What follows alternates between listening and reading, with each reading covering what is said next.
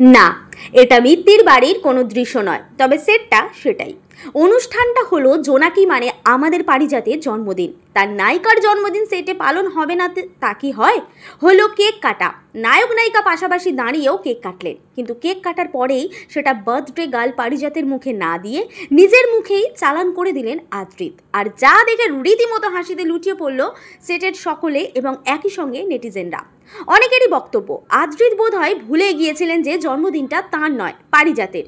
শুরুতে খুব একটা জমেনি জোনাকি ও ধ্রুব জুটি। আসলে মিঠাইয়ের প্রচণ্ড সাফল্যের পরে আদ্রিতকে সৌমিত্রিষা ছাড়া মেনে নিতে সমস্যা হচ্ছিল দর্শকদের, কিন্তু সময়ের সঙ্গে সঙ্গে ক্রমশ গাঢ় হয়েছে আদ্রিত ও পারিজাত জুটি।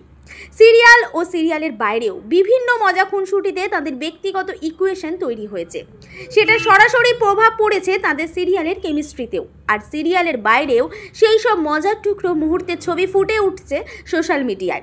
এমনই বিনোদন দুনিয়ার প্রতি মুহূর্তের হাড়ির খবর তাড়াতাড়ি আপনাদের কাছে পৌঁছে দিতে বদ্ধপরিকর টাইমলাইন ক্রিয়েশন। আপনাদের কেমন লাগে আদ্রিত পারিজাতের জুটি? মন্তব্য করে জানান আমাদের মন্তব্যের বাক্সে।